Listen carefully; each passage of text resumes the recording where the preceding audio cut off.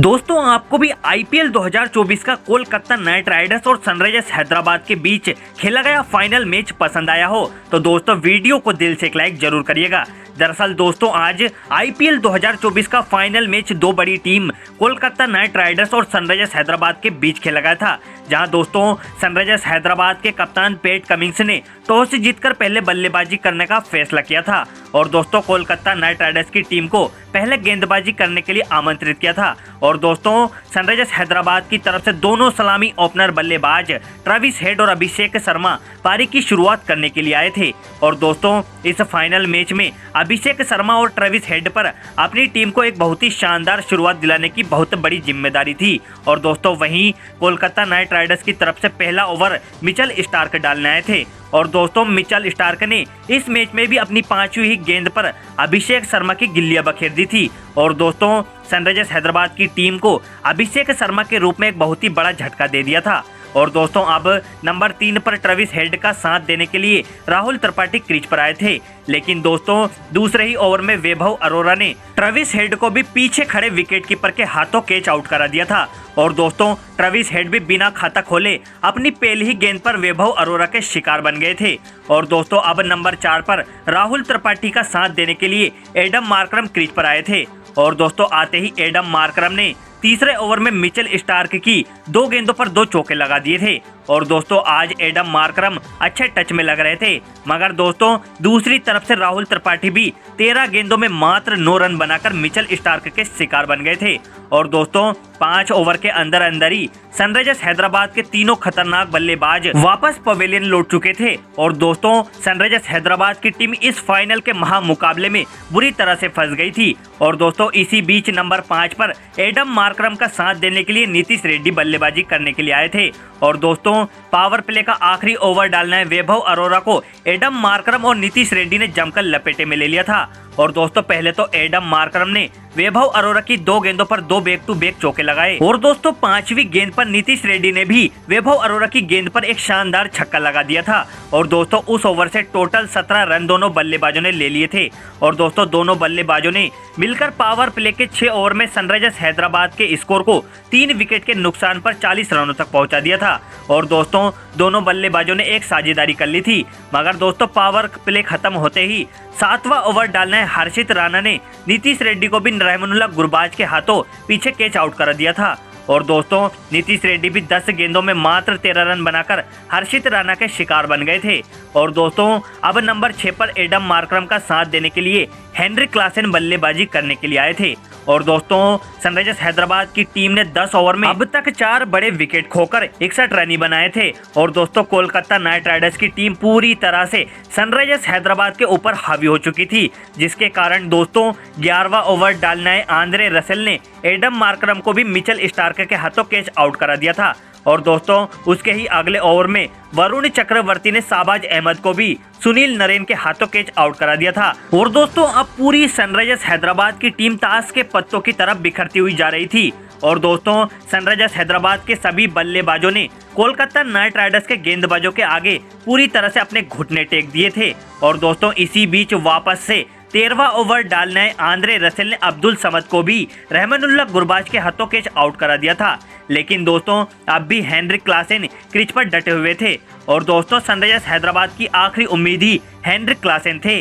और दोस्तों इस आखिरी उम्मीद को भी 15वां ओवर डालने हर्षित राणा ने खत्म कर दी थी। जी हां दोस्तों हर्षित राणा ने अपनी पहली ही गेंद पर क्लासेन को बोल्ड आउट कर दिया था। और दोस्तों क्लासेन भी मात्र 17 गेंदों में 16 रन बनाकर चलते बने थे, लेकिन दोस्तों अंत में पैट कमिंस ने अपनी कप्तानी पारी खेलते हुए कुछ शानदार शॉट लगाए थे और मात्र 19 गेंदों में 24 रन बनाए थे। लेकिन दोस्तों कमिंस को भी आंद्रे रसेल ने मिचेल स्टार्क के हाथों कैच आउट करा दिया था। और दोस्तों जयदेव उनादकर को भी सुनील नरेन ने एलबीडब्ल्यू आउट कर दिया था। और दोस्तों इस तरह 20 ओवर में 113 रन पर पूरी सनराइजर्स हैदराबाद की टीम ऑल आउट हो गई थी। और दोस्तों वहीं कोलकाता नाइट राइडर्स की तरफ से शानदार गेंदबाजी करते हुए रसेल ने 3 विकेट चटकाए, तो वहीं दोस्तों स्टार्क और हर्षित राणा ने 2-2 विकेट चटकाए और शेष सभी गेंदबाजों को भी 1-1 विकेट मिले थे। और दोस्तों अब इस फाइनल महामुकाबले को जीतने के लिए और चमचमाती ट्रॉफी अपने नाम करने के लिए कोलकाता नाइट राइडर्स की टीम को 20 ओवर में मात्र 114 रन ही बनाने थे। और दोस्तों कोलकाता नाइट राइडर्स के दोनों सलामी ओपनर बल्लेबाज सुनील नरेन और रहमानुल्लाह गुरबाज पारी की शुरुआत करने के लिए आए थे।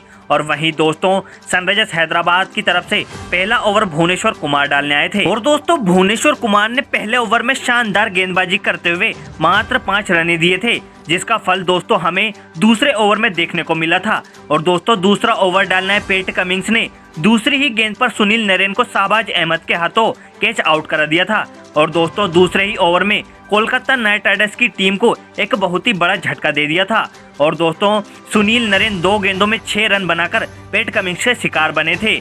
और दोस्तों अब नंबर 3 पर रहमानुल्लाह गुरबाज का साथ देने के लिए क्रीज पर वेंकटेश अय्यर आए थे। और दोस्तों आते ही वेंकटेश अय्यर ने भुवनेश्वर कुमार की हालत खराब कर दी थी। और दोस्तों वेंकटेश अय्यर ने पहली ही गेंद पर 1 चौका और दोस्तों दूसरी गेंद पर और तीसरी गेंद पर 2 बैक टू बैक लंबे लंबे छक्के लगाए थे। और दोस्तों उस ओवर से टोटल 20 रन ले लिए थे। और दोस्तों पैट कमिंस ने दूसरे ओवर में जो सुनील नरेन का विकेट चटकाया था उसका पूरा दबाव दोस्तों वेंकटेश अय्यर ने 1 ओवर में ही हटा दिया था। और दोस्तों वेंकटेश अय्यर हर ओवर में एक बड़ी बाउंड्री लगा रहे थे, जिसके चलते दोस्तों सनराइजर्स हैदराबाद की टीम पर तेजी से दबाव बनता जा रहा था। और दोस्तों इसी दबाव का फायदा वेंकटेश अय्यर ने उठाया था। जी हां दोस्तों पावर प्ले का आखिरी ओवर डालने टी नटराजन की हालत आज वेंकटेश अय्यर ने खराब कर दी थी, क्योंकि दोस्तों वेंकटेश अय्यर ने पहली और दूसरी गेंद पर 2 बैक टू बैक चौके लगाए। और दोस्तों उसकी अगली गेंद पर एक बहुत ही लंबा छक्का भी लगाया था। और दोस्तों चौथी गेंद को भी बाउंड्री तक पहुंचा दिया था। और दोस्तों इस तरह वेंकटेश अय्यर ने टी नटराजन के ओवर में शुरुआती 4 गेंदों पर बाउंड्री लगाते हुए उस ओवर से टोटल 20 रन बटोर लिए थे। और दोस्तों रहमानुल्लाह गुरबाज और वेंकटेश अय्यर ने पावर प्ले के 6 ओवर में कोलकाता नाइट राइडर्स की टीम के स्कोर को 1 विकेट के नुकसान पर 72 रनों तक पहुंचा दिया था। और दोस्तों कोलकाता नाइट राइडर्स की टीम पावर प्ले में ही बहुत अच्छी कंडीशन में आ चुकी थी और यहां से दोस्तों कोलकाता नाइट राइडर्स की टीम को हराना नामुमकिन सा लग रहा था। और दोस्तों इसी बीच 7वां ओवर डालने आए शाहबाज अहमद को भी इस बार रहमानुल्लाह गुरबाज ने लपेटे में लेते हुए 1 चौका और 1 छक्का लगाते हुए उस ओवर से टोटल 12 रन बटोर लिए थे। और दोस्तों धीरे धीरे कोलकाता नाइट राइडर्स की टीम जीत के बहुत नजदीक पहुंच चुकी थी। लेकिन दोस्तों इसी बीच 9वां ओवर डालने शाहबाज अहमद ने रहमानुल्लाह गुरबाज को LPW आउट कर दिया था। लेकिन दोस्तों जब तक देर बहुत हो चुकी थी, क्योंकि दोस्तों अब तक वेंकटेश अय्यर ने मात्र 26 गेंदों में ही 4 चौके और 3 लंबे छक्कों की मदद से नाबाद 52 रनों की पारी खेल दी थी। और दोस्तों इस तरह कोलकाता नाइट राइडर्स की टीम ने मात्र 10.3 ओवर में ही 114 रनों के टारगेट को हासिल कर लिया था। और दोस्तों कोलकाता नाइट राइडर्स की टीम ने इतिहास रचते हुए तीसरी बार IPL 2024 का खिताब अपने नाम कर लिया है। और दोस्तों क्रिकेट से जुड़ी ऐसी ही ताजा खबरों के लिए आप हमारा YouTube चैनल अभी सब्सक्राइब कर ले। वीडियो देखने के लिए आपका बहुत बहुत धन्यवाद।